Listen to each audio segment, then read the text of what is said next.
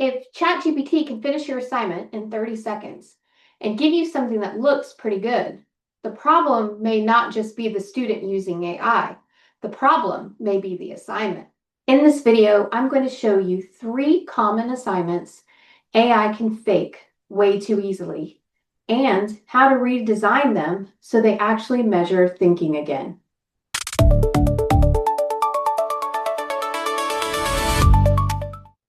You should not be asking yourself, how do I stop students from using AI? But instead, the question should be, is the student still doing the thinking? A while back, I realized some of the assignments I had been giving for years, the same paper prompts, the same multiple choice quizzes, the same discussion questions, were just way too easy for AI to handle. And it wasn't because my students had suddenly become lazy, and it wasn't because AI is magic. It was because I had not adapted fast enough. We as professors need to be honest with ourselves. Students using AI is not the only issue. Us refusing to rethink assignments in light of changing technology is part of the issue too. I'm Chris. I've been a professor for over 17 years, and I'm not here pretending I have some perfect answer. I'm here as a professor who had to look at what was no longer working for me. I had to be honest about my assignments, and I had to start changing them. If we are serious about preparing our students to go to work in today's society, then we can't ignore AI. These students are walking into a workplace where AI is already part of how people write, research, communicate, and solve problems. If we do not take that into account, then we are not fully preparing them for the world they're about to enter. So let's talk about 3 assignments AI can handle embarrassingly well and what to do instead. The first kind of assignment I want to discuss that AI can fake easily is the generic summary. You know the ones.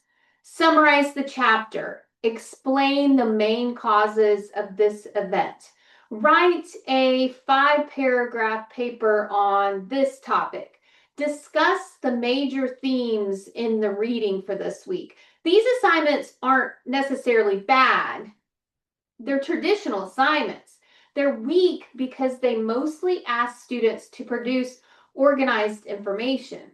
And organized information is exactly what AI is built to produce. I know this because I tested one of my own old assignments. It was the kind of prompt a lot of us have used at some point because it feels academic, it's clear, easy to grade. So I'm a criminal justice professor. So my assignment was write a 500-word paper explaining the elements of burglary and how burglary differs from robbery. That sounds solid on paper, right? But then I dropped it into ChatGPT myself to test it.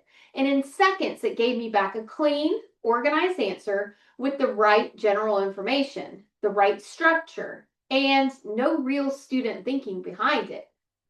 This is why one of the best things you as a professor can do right now is to test your own assignments in ChatGPT or another large language model.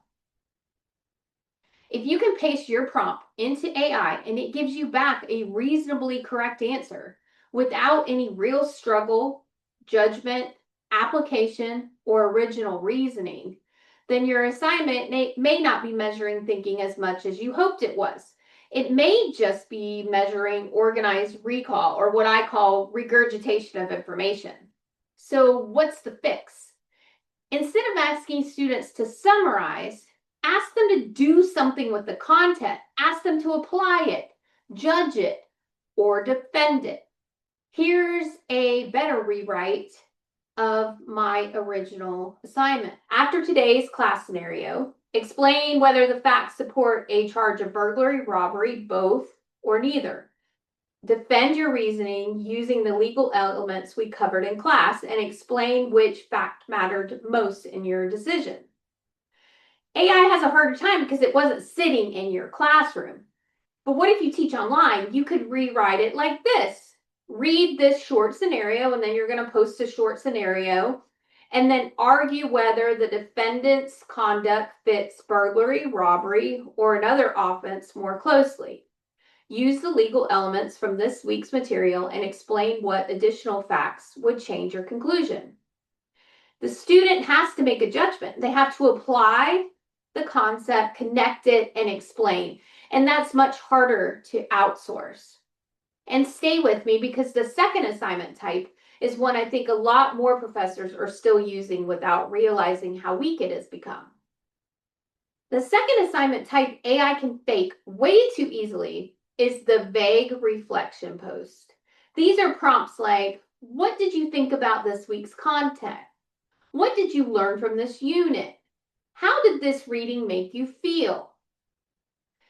You know, we've been told that AI doesn't know how to answer these, and these prompts right here, they sound personal, but most of the time they're broad enough for AI to generate something polished, safe, and just thoughtful enough to make you pause. Let's be honest, we as professors love these types of assignments because they're easy to assign, easy to repeat, and most importantly, they're easy to grade.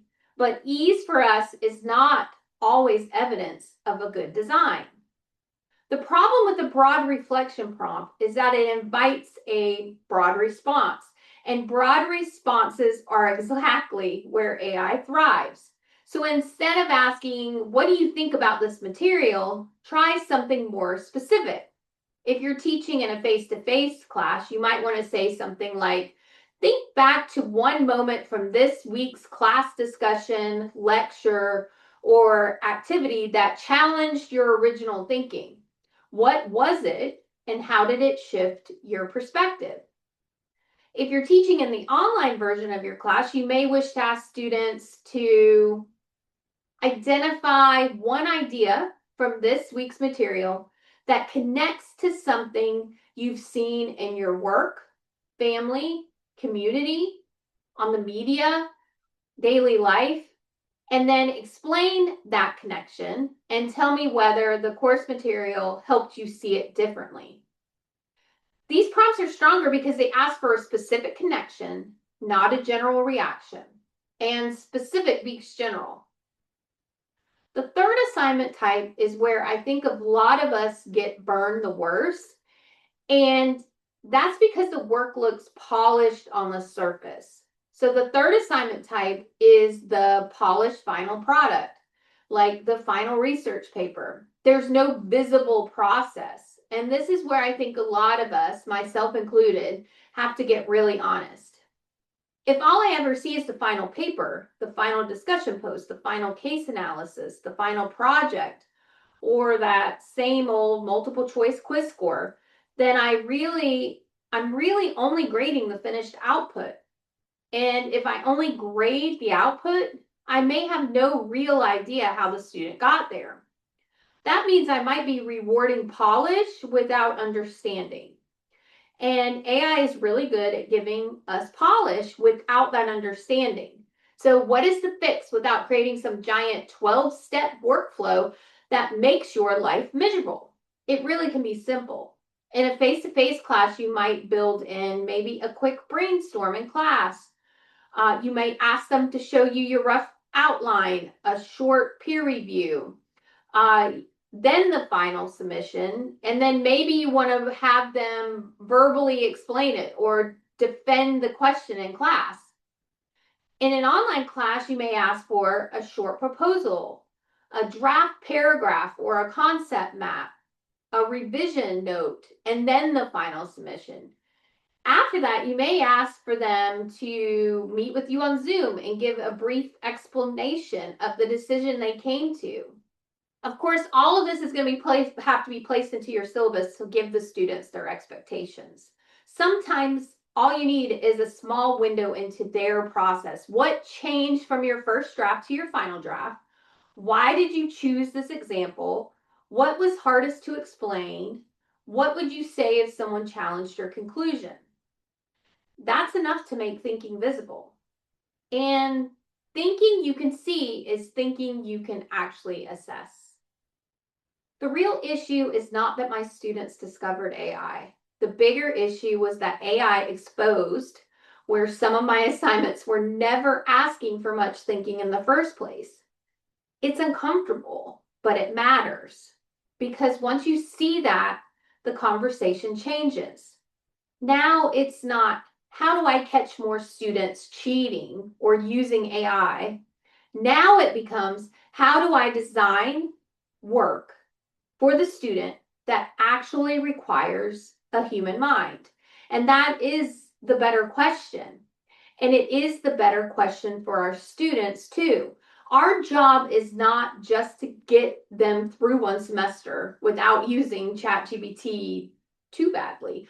Instead, our job is to prepare them for work, for professional judgment, for communication, for decision making, for explaining their thinking, and for using technology without it letting it do their thinking for them. If we ignore AI entirely, we're not preparing them for the world they're heading into. If we let AI replace all thinking, we're not preparing them either.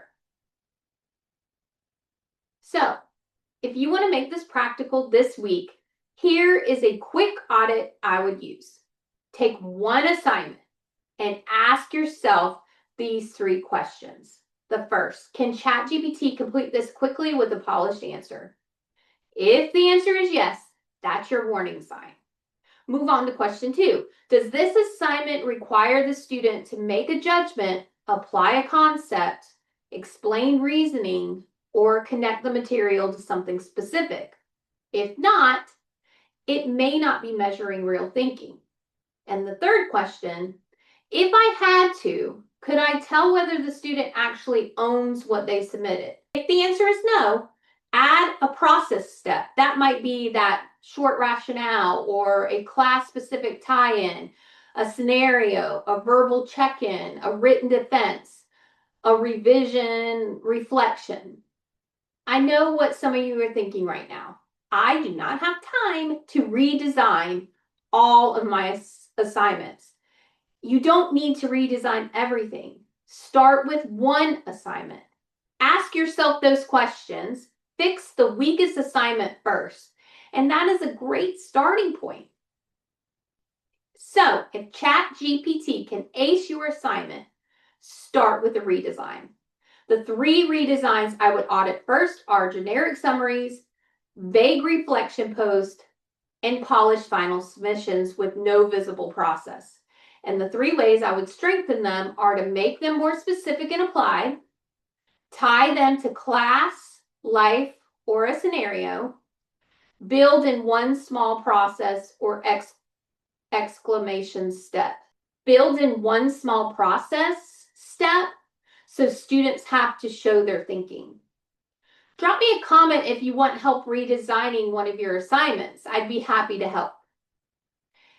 If this idea of measuring thinking instead of just reacting to AI is where your brain is right now, I'm going to put another video up on the screen that connects directly to this one, because this really is the next part of that conversation.